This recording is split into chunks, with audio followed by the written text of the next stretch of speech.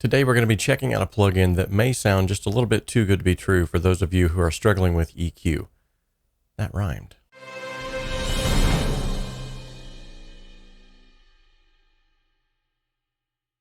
Hey everyone, welcome back to the Home Studio Simplified channel. My name is Robert McClellan. I'm a Pro Mix Academy mentor, and I'm here to help you simplify the complexities of the home studio and also to help you make professional sounding music in a less than professional space.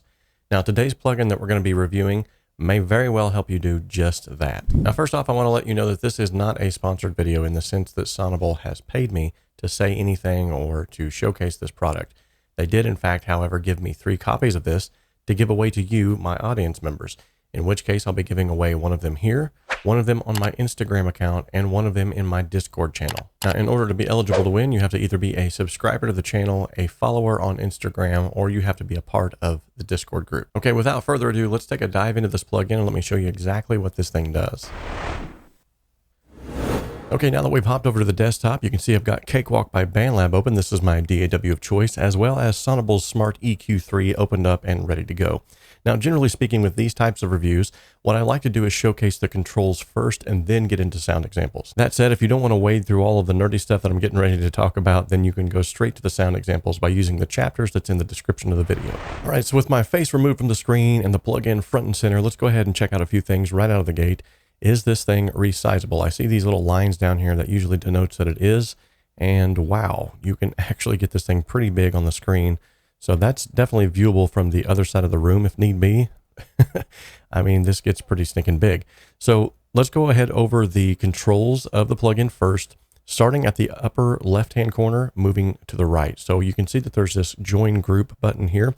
This allows you to switch to group view and name a group. Now we'll get more into that here in just but a moment, but let's go ahead and continue on to the right. So right next to that, you can see that we have this learn section.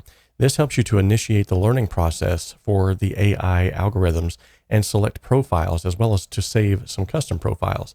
So you can see you have various different options to choose from here, as well as your own built-in user profiles that you save on the go. Just to the right of that, we have the states section. So this is where you can save different states of the plugin to initiate up to 8 different states. Now in these states, it will allow you to store parameter settings for different sections of your audio material. Now you'll notice also on the right-hand section, we have an undo and a redo feature, which is very handy, as well as an analyzer section. So this allows you to enable an analyzer for the current signal and other signals of a group if you have a group selected. Let's go ahead and work our way back around here. Starting at the bottom, we have our output section. This allows you to control global mid-side settings and also the output gain of the plugin itself. And just to the left of that, we have our filter parameters. This allows you to monitor and control the parameters of the currently selected filter. So if I select this filter here, I can now adjust the parameters of that filter based off of these settings down here. Something really handy to note also is that if you select a filter here and you want to right click on the filter itself, you can see that you have several different settings that are found at the bottom that are also found right here. All right, now let's go over what each one of these settings down here below actually do. So this first one, it doesn't look like a setting at all, but you can actually disable the entire band if you'd like to. And this just basically allows you to bypass it to see if it's making a difference or not. The next number here that's denoted in hertz as of right now is the center frequency. By either clicking and dragging the green dot up here or clicking and dragging the number below, you can adjust where the smart filter should be applied. And if you do a single tap and it lights up green, you can actually adjust where it should be at on your number pad on the keyboard. Next is the strength option. Your strength setting denotes how little or how much of an impact you want the smart filter to have upon the affected frequency. Next to that, we have width. This allows you to change the overall width of the curve itself. And just to the right of that, we have the dynamic setting. The Smart EQ3 provides the option to dynamically adapt the computed smart filter to the incoming audio signal over the entire length of the track. And you can control the amount of dynamic adaptation in either the filter widget, which is found here below, or also by right-clicking the green button. And located just to the right of that are your low slope and your high slope settings. And lastly, just next to that, we have a reset all and bypass all feature. All right, I think that just about covers all of the main controls. Now let's go ahead and give this thing a listen and hear some sound examples with this thing in action. All right, so the first instrument we're going to listen to is none other than the guitar. Yes, I know it's shameless. I'm a guitarist. What am I doing? But first I'm going to go ahead and insert an instance of the Smart EQ3 now. So this is what it'll look like when you're just first opening it up before you do anything else to it. So let's go ahead and play a portion of this. I'm just going to loop a small portion of guitar here.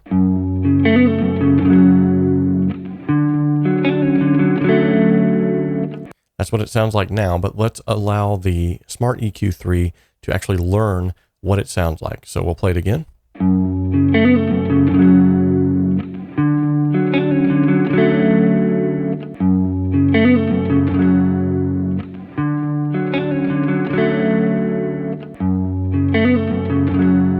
Beautiful.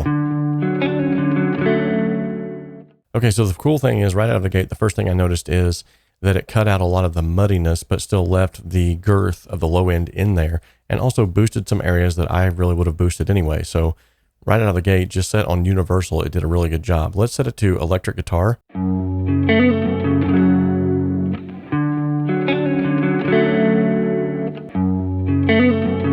go ahead and relearn it as well.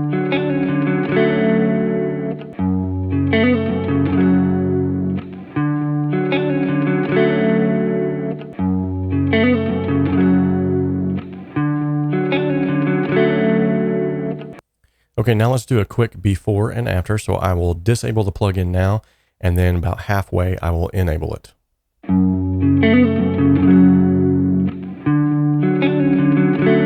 Enable.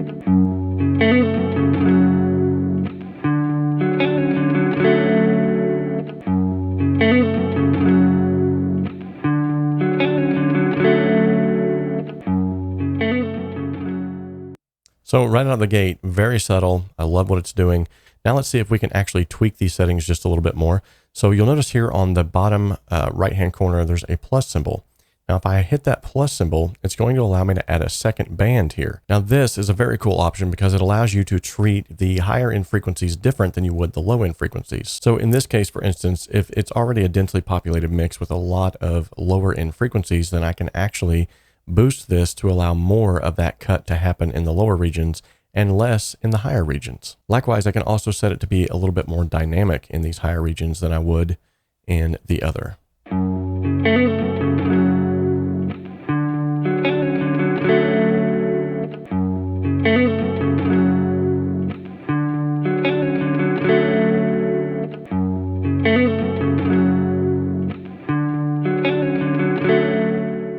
So far, so good. Sounds great. Let's go ahead and do that one more time where we're going to bypass and then enable. So now it's enabled. Bypass.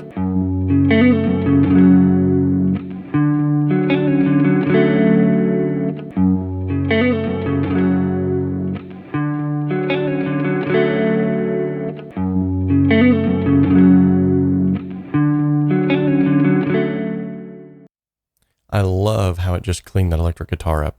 All right, let's move on to our next instrument, which is an electric guitar lead. Okay, so I've already done a lot of the same processing here on this one. The only thing I didn't add was a second band, which I will go ahead and do now just to sort of keep things cohesive. Let's go ahead and bypass it first, and then I'll enable it while the guitar is playing.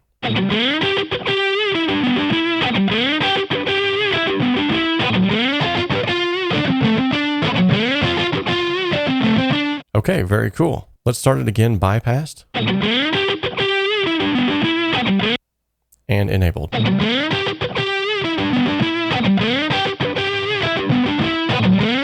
Definitely took out some of that honkiness, as well as the low-end rumble, and even a little bit of the sizzle that was kind of like on the fringes there that I didn't much care for, was also cleaned up very quickly. Very cool. Very cool. All right, now let's move on to one that's a little bit tougher. So the acoustic guitar is usually one of those instruments that's a little bit harder to EQ because a lot of people, they don't want to do too much to it, but you also have to EQ it sometimes to get it to fit into a mix. So what do you do? So in this case, we're going to go ahead and find out exactly what this plugin would do. Let's go ahead and run it in bypass first, and then I will enable it as it's playing.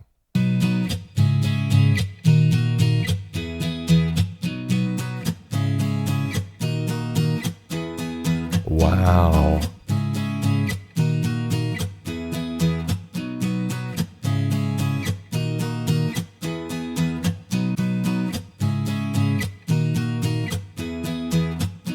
So the cool thing is with this dynamic enabled, you can see that it's actually doing exactly what it should do. It's actually moving with the frequency changes that are taking place on the guitar. That's cool. Let's check that out again.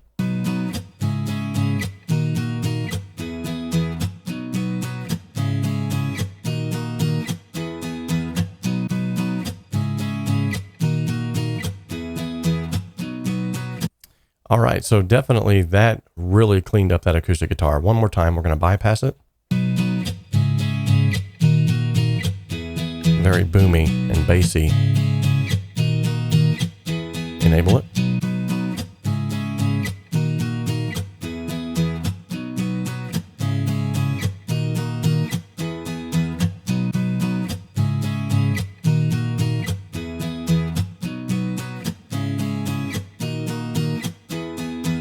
That's just absolutely amazing. Okay, so now on to the next instrument. This one is yet again another tricky one. These are the strings that we're going to be working on this time. Now, depending on, yet again, what kind of a production you're working on and how much of a role these strings are going to be playing in that production, they're going to always be EQ'd a little bit differently, but this should help us to get to at least a good starting point, you would think. So I've used the universal setting on this one. We're going to go ahead and bypass it first, and then we will enable it as it's playing again.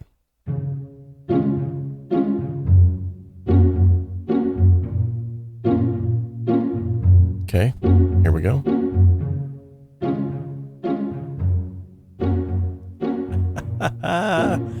What?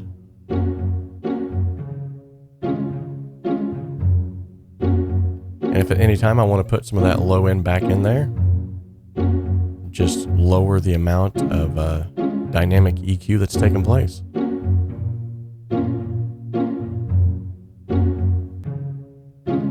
Make them a little brighter.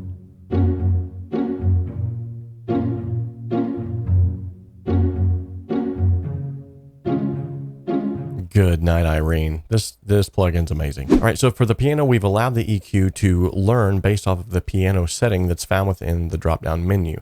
Now, what we're going to do is we're going to go ahead and bypass it just as we have in times past, and we're going to play it and then enable it as it plays.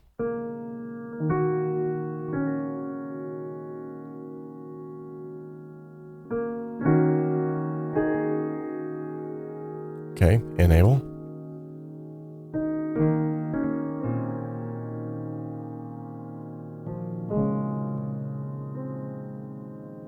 Oh, wow.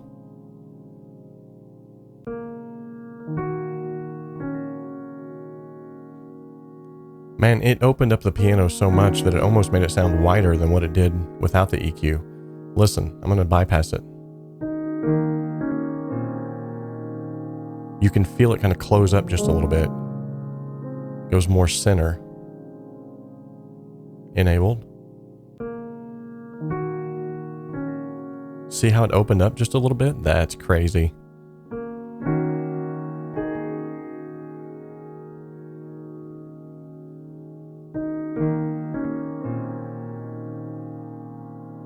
And what I also noticed is on the notes where it's kind of ringing out, it took care of that piano, like the boxy sound of the piano, sort of that nasally boxy sound. So very good job on that as well. Okay, so I've got this one. It's already been learned through the algorithm of the bass option here. We're going to bypass it as usual and take a listen.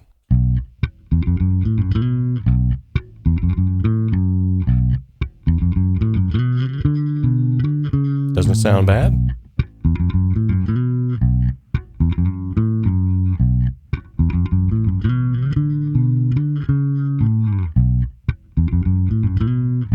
Nice. Now what you'll notice too is these bands can be dragged above or below. So if you want to take care of some of the low end rumble, you just simply drag this below the option where you don't want that low end. And if you want to boost the low end without doing it obnoxiously, you can still boost it here as well. And it will also cut the frequencies that need to be cut and boost those that are fundamental to the bass itself. Very, very good job on that as well. I am thoroughly impressed. All right, up next we have some drums. Now these are drums that are already mixed down to what would be considered like a stem file. So these are already mixed down to one single stereo file. Let's see what it does on a set of drums in this kind of nature. I'm going to go ahead and bypass it first, and then I will enable it the second time around.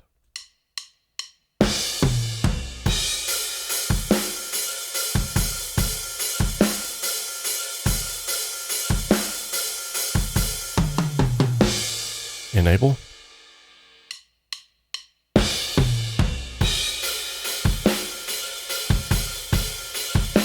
Nice.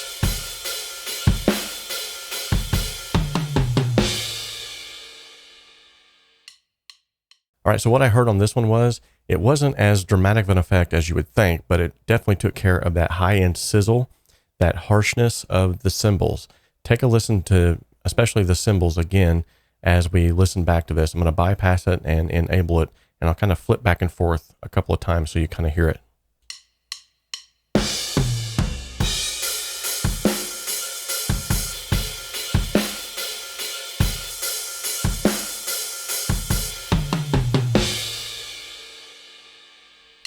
In my opinion, it made the cymbals stand out and sound natural instead of this like weird sizzly sound. So definitely did great on a stem drum file. All right, and last but not least, let's see it on a drum set itself with all the tracks already separated out. And this is where we're going to actually create a group. So let's open it up. We're going to go to the join group up here, and we're going to call this drums. So as you can see, the first drum track has been added into our group. Let's go to the second file, and I'll just click there. The third. As you can see, each one that I add is adding it into that group. And this isn't something I had to like read the manual to figure out how to do. This was just very intuitive. It's almost freakishly easy. Okay, so now I'm going to go ahead and play a section of these drums. And what I'm going to do is I'm going to hit Learn All.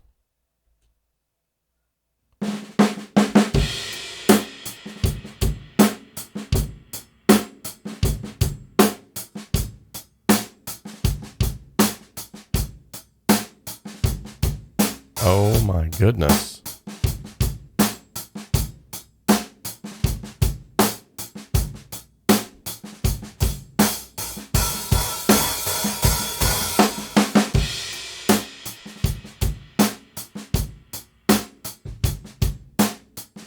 That's amazing.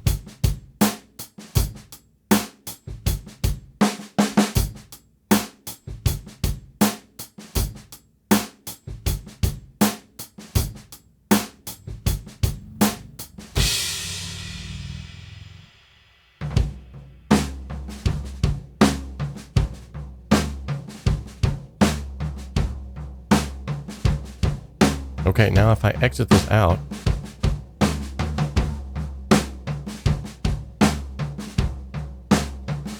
okay guys, this is crazy. I've got to stop here for a minute. This is absolutely crazy. So each of the 6 kit pieces that I've added in here can also be seen on the analyzer simultaneously. That is nuts. Look at this. And each one of them are color coded.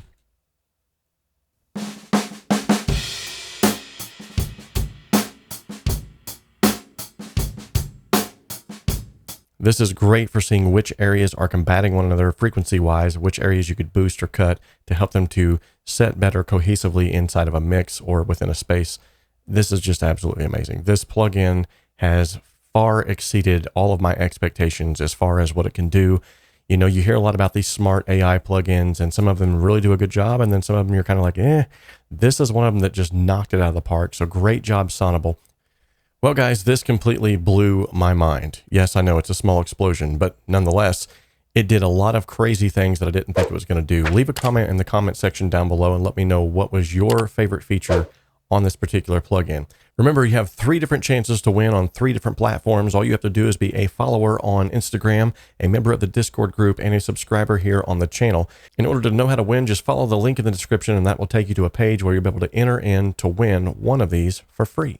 Now, before we go, I want to give a big shout out to Sonible and the whole team, not only for making an awesome plugin, but for also taking so much stock in that plugin that you're willing to give away 3 copies of it for free here on the Home Studio Simplified channel. So once again, guys, remember, we can dream alone, we can even create alone, but together we can achieve so much more.